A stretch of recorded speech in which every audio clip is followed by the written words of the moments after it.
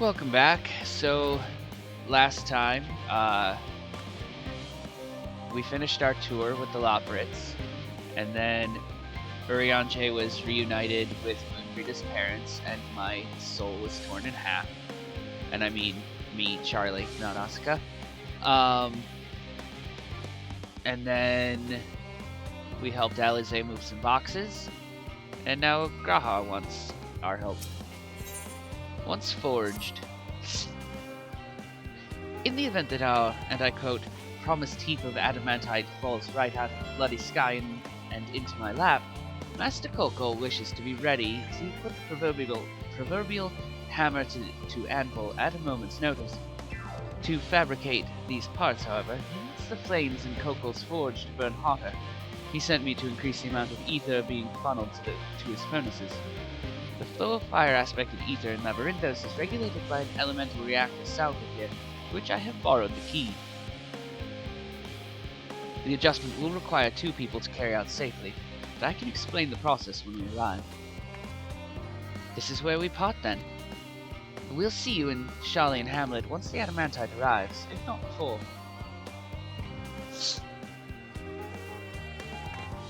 This way then.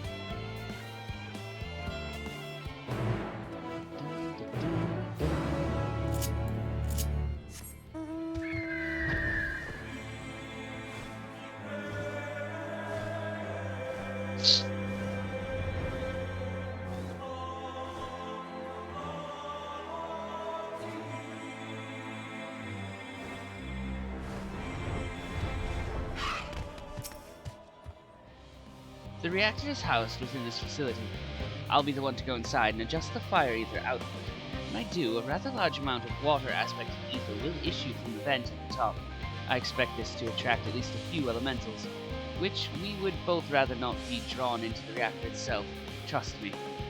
Can I ask that you put down any that draw too near? They'll pose you little trouble, I'm sure. Okay. Wait here, if you would.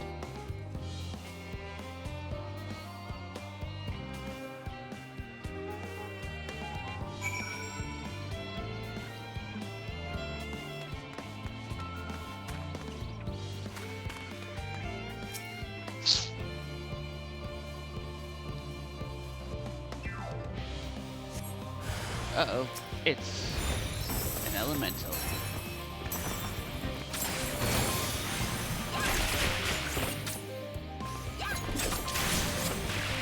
Be gone. Oh, more.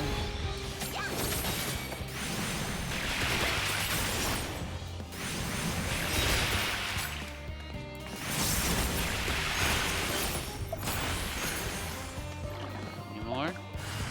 Yep.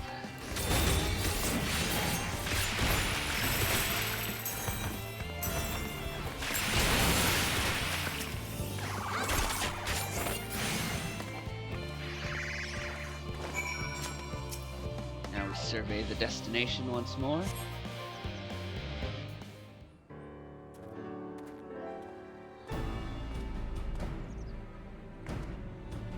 Did everything go smoothly out here? Yes. I thought as much. No major complications to speak of inside either. And the water appears to be venting properly. I expect Coco will have seen a difference in his forge flames by the time I return. Since I have you, there was another matter I thought to discuss with you. Nothing terribly important, merely something I've been considering. Part of this I shared with everyone, yet you, and only you, have been to Elpis. As we have established, refined adamantite is a product of Alec, one of the Empire's twilight years, in fact. It was a material which saw much use as part of the Allegans' effort to extend beyond the bounds of this world, Dalamud, of course, being the most prominent. Of those who would push further, expand Alec's empire to encompass the heavens and the stars above, perhaps the greatest was its infamous technologist, Ammon.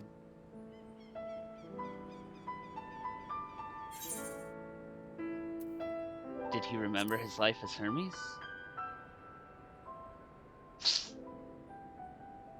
I believe he had his own reasons. There's no evidence to suggest that he retained memories of his former life. He only joined the Asians once the Empire was all but dust, as you know. If not his memory, though, what drove him to pursue the idea with such fervor? This may seem far-fetched, but what if souls, like minds, have a personality, so to speak, a natural disposition towards which they are inclined? We know with relative certainty that it was the gross decadence of it and inexorable decline of Alec that moved Ammon to resurrect Emperor Zandi.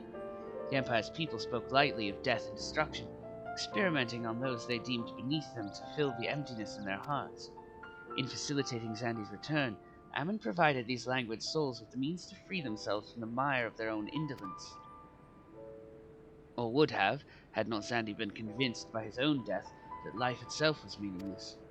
Ammon's desire for his countrymen to conquer the heavens could only be a means to the same end, to instill the people with new purpose.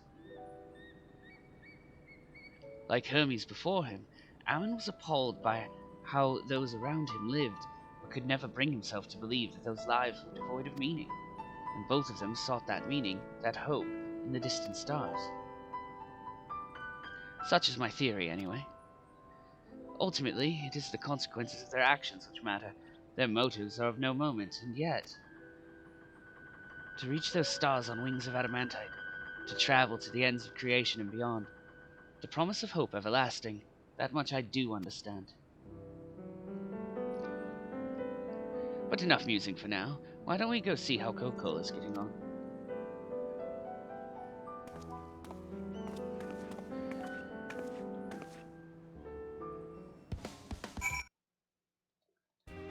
Alright. Back to the Charlian. No, not to the Hamlet, to the Forge. Which doesn't have an aetherite. Gosh darn it.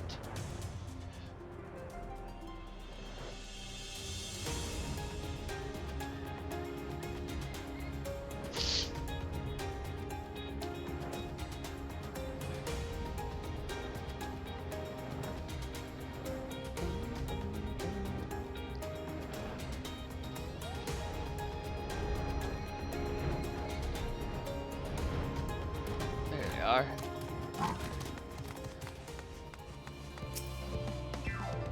Phew, I can feel those flames ablazing from here. Glad you found someone capable, Grotter. There's not much left for you lot to do, unless you can conjure up that refined adamantite any faster.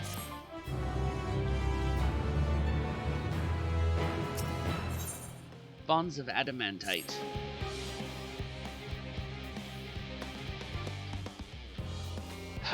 I do trust you to deliver on your promise, I do, only... I hate waiting. I want that adamantite, and I want it now. We, share your impatience, I assure you. Is there truly nothing else we can assist with in the meantime? I wish. This sitting about's unbearable. Pity the Forum frowns on recreational explosions. Oh, I hit the button twice. In that case, I suppose we should go and return the key to the reactor. I'll have one more look to make sure nothing has gone wrong, unintentionally or otherwise. I'm certain there are better uses for your time, however. I will join you in the Charlian Hamlet anon. Now we can teleport.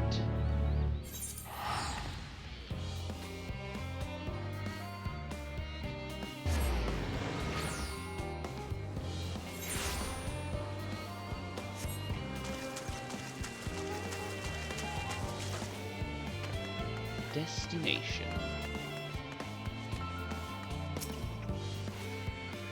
If you wait here, your companions are bound to turn up sooner or later.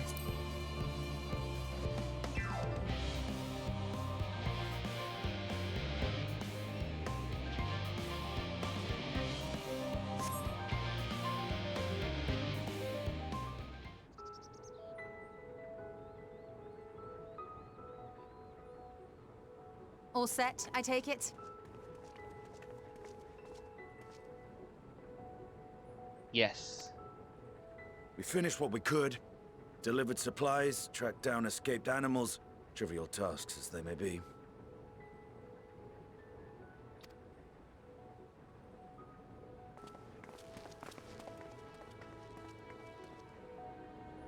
That's enough, don't you think?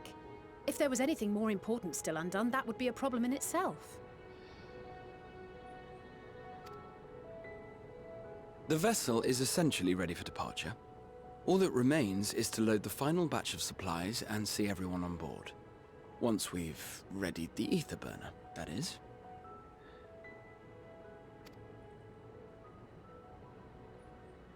Ah, had a feeling we might find you all here. Our consultations with the Loperites, too, have run their course. Pleased I am to say that our researchers' concerns have for the most part been allayed, though some insist on making adjustments to the very end. For their part, Livingway and her peers have graciously offered to stay and keep the people company, lest any lingering queries go unanswered. All that remains is to wait for the refined adamantite. Oh, big shelf. Alphano, are you there? It's me, Cryo. Your special delivery has arrived. Round up everyone and come to the harbor at once. Ooh. That was fast.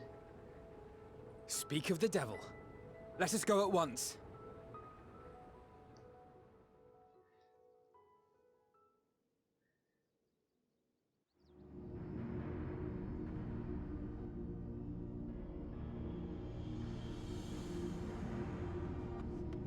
Forgive the intrusion, Master Fortuner. I bring urgent news. A great commotion has broken out in Scholar's Harbor. Your presence is requested, with all speed. Oh no, not a commotion.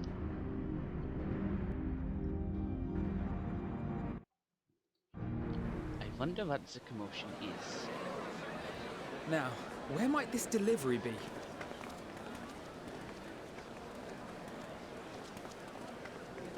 Oh. Oh wow. That is a lot.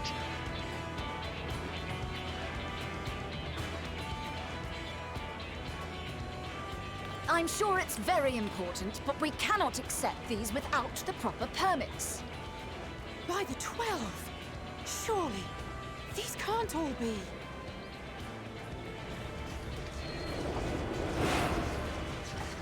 Oh, our sky pirate friends from a piece of side content in Heavensward. Bleeding hellfire! They're bringing them by sea and by air. All these folks and these crates.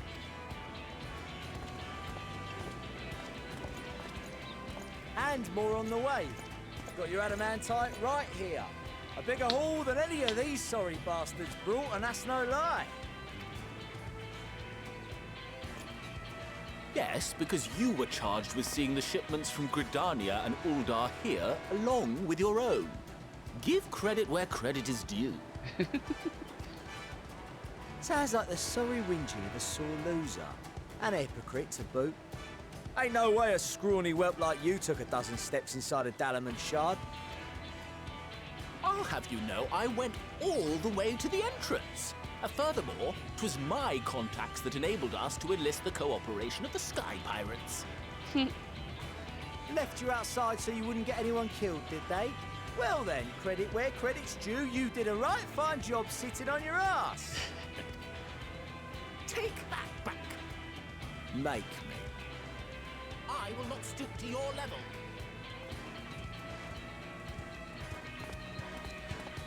My, what a grand welcome party. Hancock and Soroban. We come bearing relics both sacred and Allegan, as well as a few other gifts that may be of help, to be presented with best wishes from the Eastern Alliance. Our friends in Bosnia, for instance, have sent along a few artifacts for the brave allies of the Resistance. That's you. I myself have come with a sacred relic of Rayson Temple. 'Twas passing fortunate that Senri's dango craving brought us to Kugane. We arrived precisely as Hancock was making his arrangements. Upon learning of your need, We made haste back to Hell's Lid, with our Dango, never fear, and consulted with the other auspices. All consented to the lending of Tenzin's legendary Phoenix Blade for this noble cause. Suzaku and Seiryu were nevertheless worried that it might be lost in transit, however, and insisted upon accompanying me to Onakoru, where I had intended to entrust it to our Confederate allies. I thought instead to give it over to Hancock when we chanced to cross paths yet again. But alas, Seiryu remained ill at ease, and ordered me see the blade into your hands personally, or die trying. We did, of course, need quite the impressive vessel to get it all here in time. Fortunately, our Majestic associates have been more than helpful. 'Tis an honor to join the Warrior of Light on another adventure, they tell me. The Majestic is a theater company from Ivalice, which is where the Alliance Raid series from Stormblood takes place.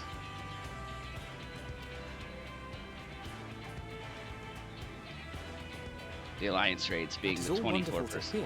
But what of the extraordinary cost? I shudder to think of the ransom we must pay for such a bounty. Fret not for your coin purse, young Alphino. Lord Lolorito looks ever towards the profits of the future, and thus the East Aldenard Trading Company went to some lengths to reduce the financial liability. And since the Scions funded the entire venture, not a gill need be rendered up in compensation. Everything is already yours. Wait, we paid for it? We funded the venture? When? Don't let the name fool you. This coin keeper knows a thing or two about spending.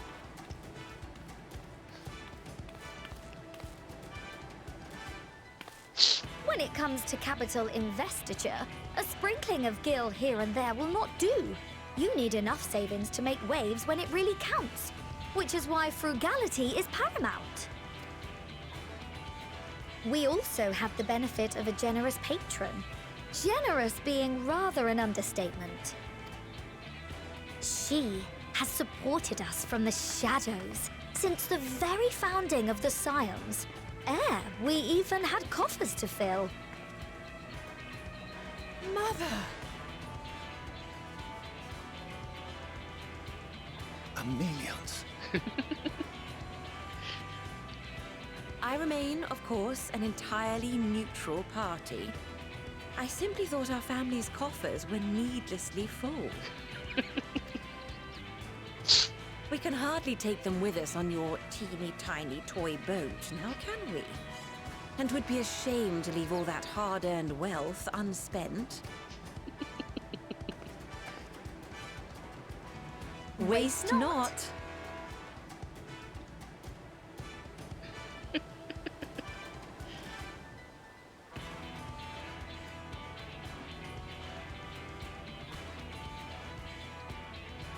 However did you manage so much in so short a time, though? We expected word to reach only a fraction of our allies. Did I not tell you I have my ways? Ah, the Gleaners. Erenville! Because they're everywhere. You were involved too. I received a letter from Cryo after we parted ways in Labyrinthos. She explained what the Scions were trying to accomplish, and why you might soon require the services of the Gleaners, spread across the world as we are. I pray you do not interpret this as a betrayal of Charlie. I accept that the Forum's aim in pushing us to our limits was to preserve what knowledge we have, and I bear you no ill will for it. Yet, in collecting that knowledge, what I came to appreciate most about our star is that there remains so much we do not know. That is why I chose to help the Scions, to combat the obliteration of those countless undiscovered wonders. I held no illusions that they would be less demanding taskmasters. Though, rest assured, if I had, I would have been sorely disappointed.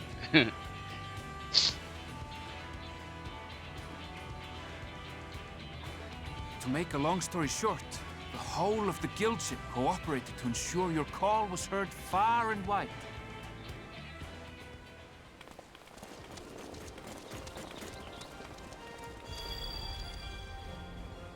What's this about a ship that can fly to the moon?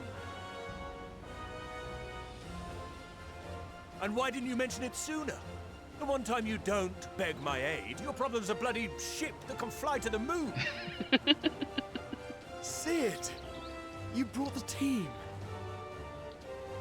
Of course. Garland Ironworks' finest. You need only point us towards my new favorite ship. Oh, I nearly forgot. We stopped by Whirlid before coming here and picked up a package from Gaius. He's still of the mind that actions make for better penance than words, contrite or otherwise, so we offer none of the latter.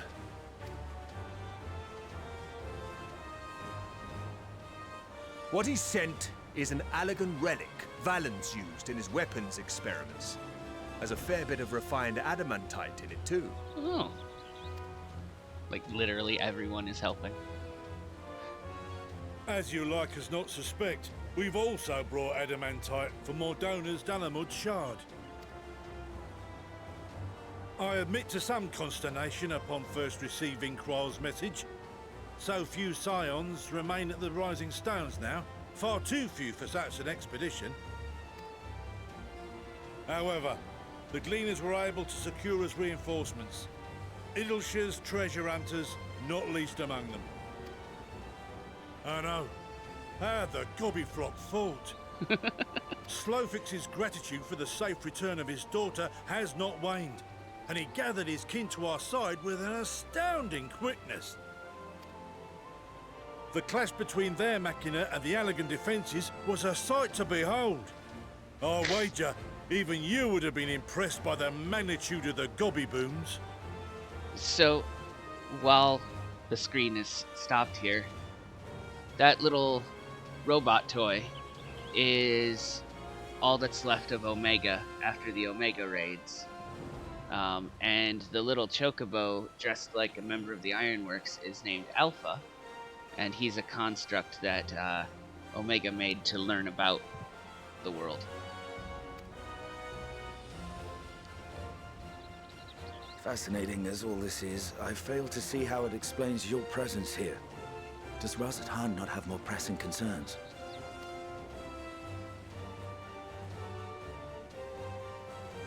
We do.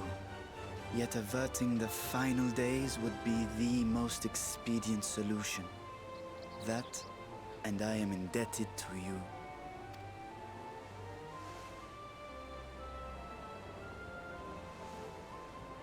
Though they chose to take their leave of Thavnair, those you saved in Galimund remain my people.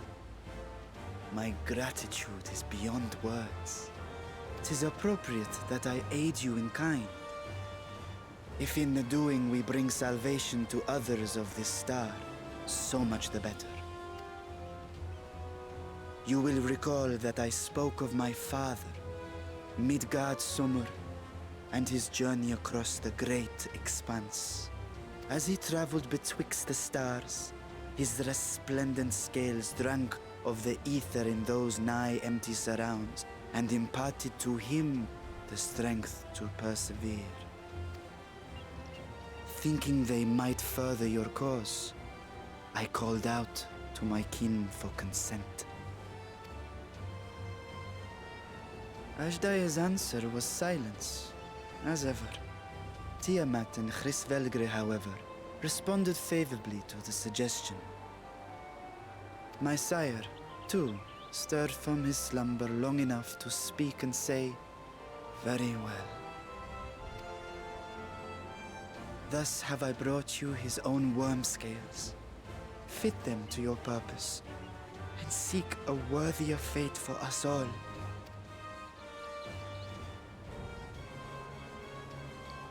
You'd be hard-pressed to find someone else so familiar with the unique properties of dragon scales.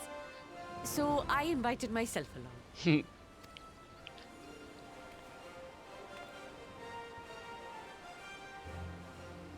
Bugger me, this is so unbelievable. I've gone right back round to believing it again. Forget a 6% gain in efficiency. With all these goodies, we could get 7, no, 10, no, 14 bleeding percent. Think of how far we could go. What we could do with that much power. What we could blow up. If Kokol is duly convinced, then it must be true. In which case, the Scion's end of the bargain has been fulfilled. Would you not agree?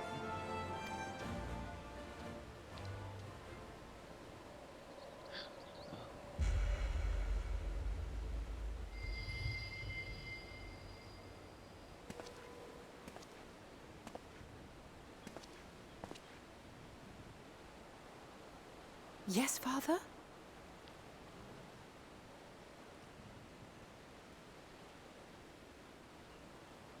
I know not what you seek of Hydaelyn, nor for what purpose you would take command of our ship. Yet this much is certain. To do so will be to dictate the fate of this star and the lives upon it. The lives of each and every creature, in their magnitude and their fragility. Do you understand? And are you prepared? We have seen and we have felt how much each life shapes this world. And so we are determined to abandon none. We understand what is at stake, and we are prepared to bear this burden.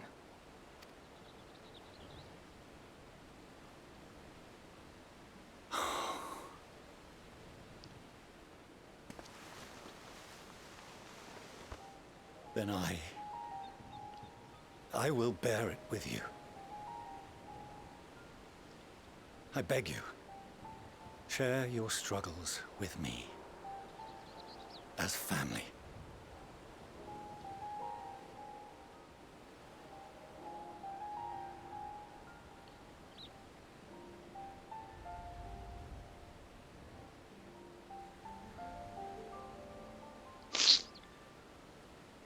Sorry. You grasped my fingers with such tiny hands the day you were born. I thought my heart might burst. 'Twas love and happiness beyond expression. Overwhelming. And a conviction so powerful that I trembled with something close to rage. I had heard the final days foretold. I swore to myself then and there that I would not let them steal us.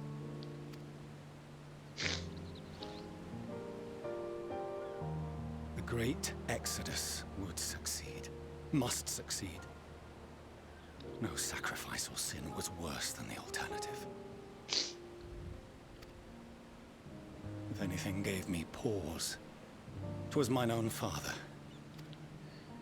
The Archon Louisoix openly decried Charlian's policies, a perspective which I regarded with increasing disdain as I grew older. Yet even as part of me thought him a fool.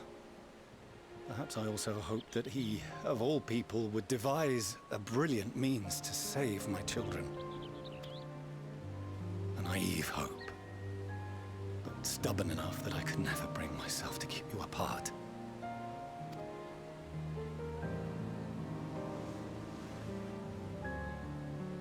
No, that was his doing, when he perished at Carteneau. As we pulled that twisted slab of Dalamud from the sea, I remembered the warmth of your newborn touch.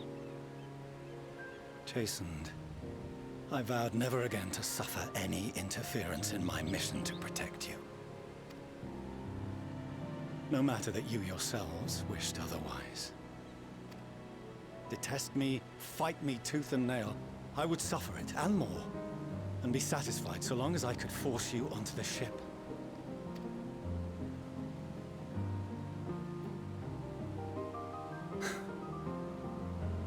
I was wrong. You two have grown so much stronger and so much wiser than I dared dream. You have earned the right to walk your own path, and already begun to do so. Good. Because there are things we care about, and people we love, and none of them is replaceable. Not a one. It cannot have been an easy journey for you to have come so far. We shall be glad to acquaint you with the finer details someday, once this danger has passed. All that we have seen and heard, that we have felt and learned in our travels. Ours is not a kind world, but it is beautiful. Always. Oh no. Are you quite sure that's wise? After all, someone turns pale and flees the room when he sees so much as an envelope containing word of your adventures. Whatever will happen if he learns what you were really up to? Amelians.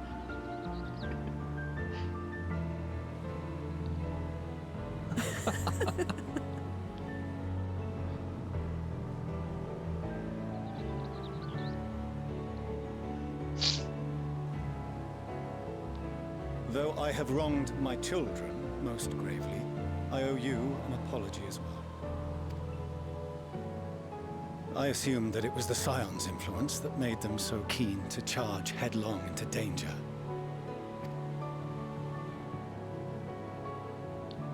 Yours, in particular. I see now that said influence instead brought them together with the many fine people gathered here today. In which case, I hope you continue to guide them.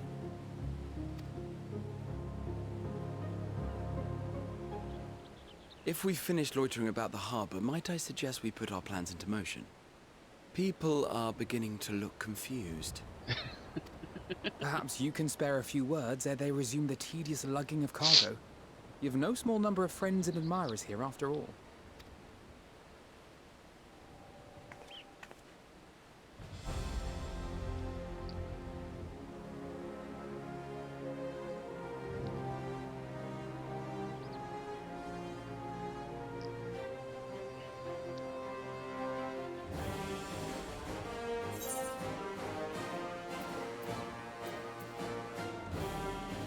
So we can say, lend us your strength. 1. Our moment of triumph is close at hand. Or, with me.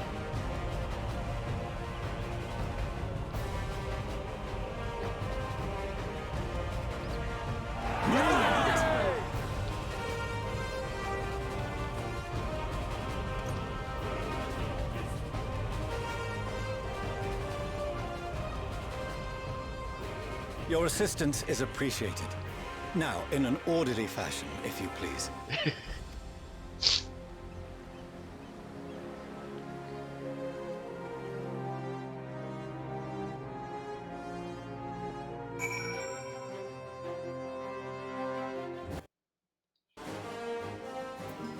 Oh, it's nighttime.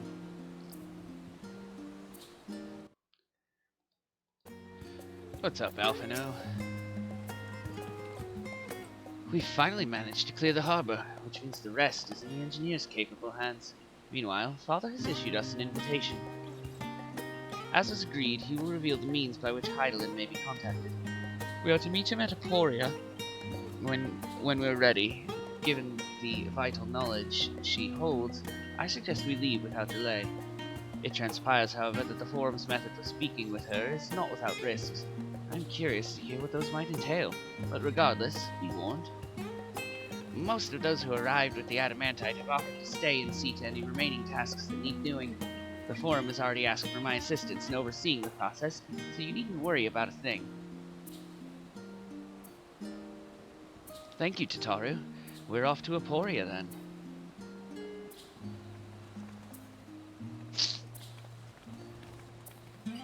We can teleport there.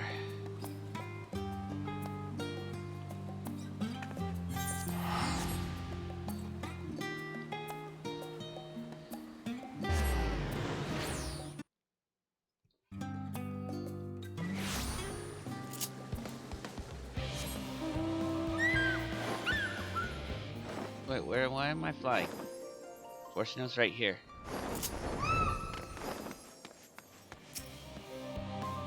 Oscar, I have already shown the others inside. You will want to speak with Clara Lane. She has the key to the lift and can send you down after me. Okay.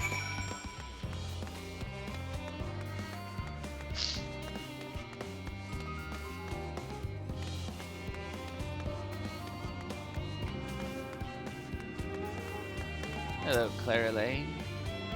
You're with Master Forge now, yes? Just step inside the lift here.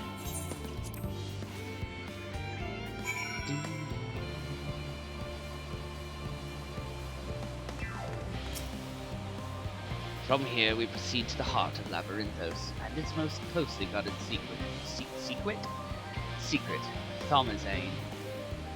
It marks the beginning of and end of our efforts, whence we delve to seek audience with the star, and whence we will embark on our journey to the heavens. This way, if you please.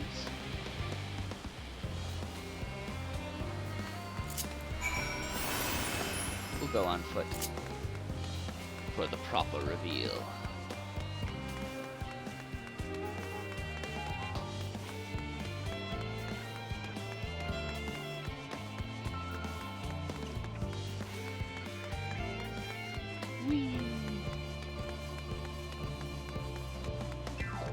Interesting thing.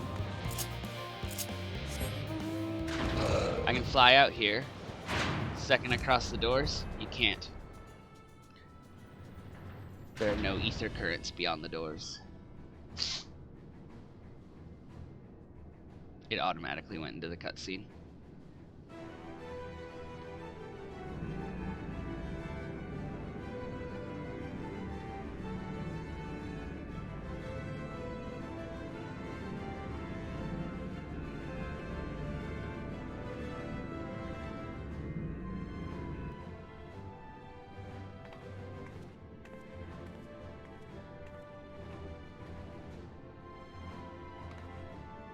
I bid you welcome to Thomazane.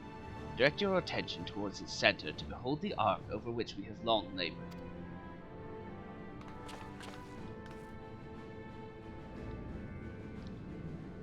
As you can see, it was designed as a medium-sized craft to better reduce fuel consumption. Miniaturizing magics have been applied to its interior to ensure that the thrust-to-weight ratio does not place too great a limitation on its freight capacity. The ether burner, as you know, has been removed for further modification, but we shall reattach it soon enough. I have received word that Kokol and several of your allies are working on it with intense fervor. They are sure to see it done. 'Twas by their expertise that many a prior disaster was averted. If anything, I fear they will not afford us much time for speaking with Heidelin ere they finish.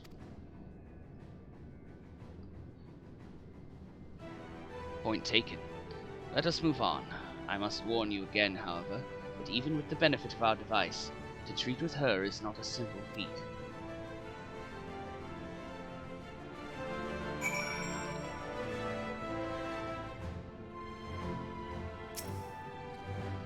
I have done what I can to impress upon you the gravity of what lies ahead. Are you prepared? Yes. Her children, one and all. We make for the lift at the center of this chamber. Come.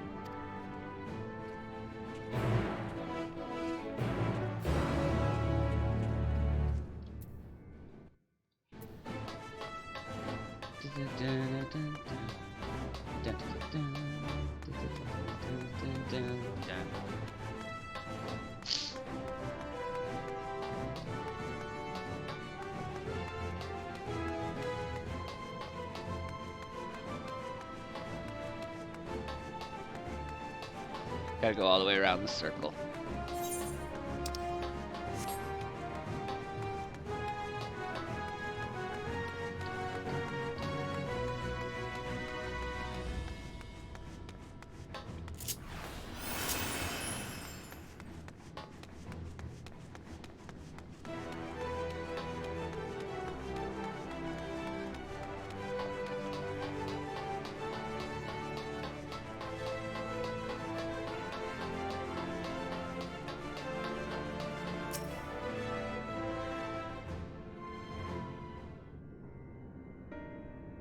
As you all know, alongside our physical world exists an ethereal plane, what we refer to as the ethereal sea.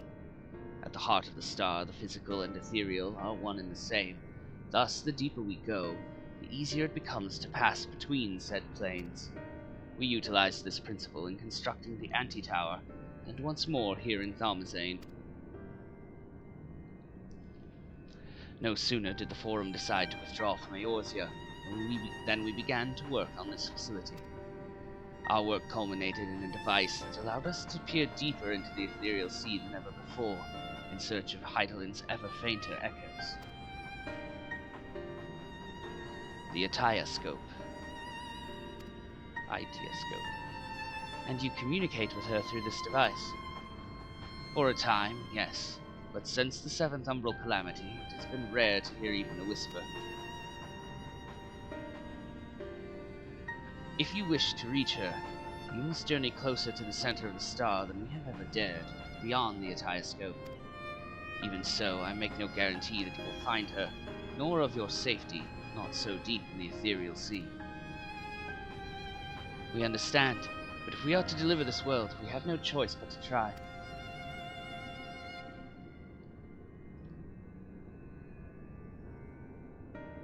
I know. I only wish we could do more than observe your progress from afar. The Etioscope's ocular lens, by which we may peer into the ethereal sea without placing ourselves at hazard, lies above us.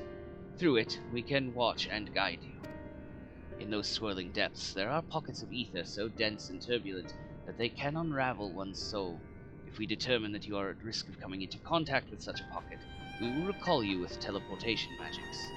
To that end, it would be best if one familiar with the composition of your souls remained here to assist in assessing said task. Said risk, sorry. Otherwise, there is an increased probability that we will extract you too early or too late.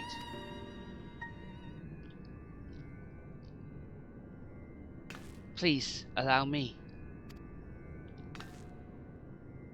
I have thought upon this much, and, in truth, I do not believe that I am fit to join you in the trials ahead.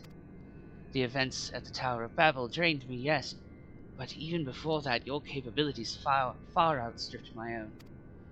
This is no time to have a weak link in our vanguard, no matter how much she may wish it were otherwise. If I assist in the manner that Master Fortuner has laid out, however, I may still be of use. Will you trust me to do so? I can think of none I'd trust more, compared to all that effort you put into keeping us alive while our souls were in the first. Preventing us from dissolving into ether on a single expedition ought to pose no challenge at all. And even if we did, I expect you would hunt us down and restore us to health somehow. You flatter me, but rest assured that I will be keeping a close eye on all of you. There is one more thing. Those in ages past referred to the ethereal sea as the underworld, our final resting place. In its embrace is memory washed away, only the purity of one's soul, or so we believe. Yet what of these memories? Few think to ask what becomes of them, cast adrift on ethereal tides. Some theorize that they linger for some time, those associated with strong sentiment in particular. In those depths, memories of the departed may even coalesce around you, for hatred or for love. Thus do I caution you to be wary, but also to have faith. Remember those who did gladly extend a hand to you, that they may lift you up once more.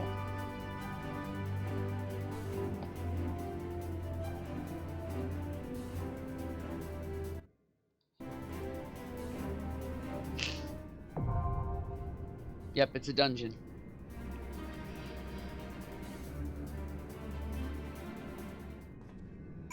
But here's where we're gonna call it for now. A little early by, our usual hour-long video standards, but it's, I don't want to let it go too long, and also it's morning time and I need to start getting ready for bed and stuff. So, that's where we'll end this one for now, and when we come back, we'll head into the Ataioscope.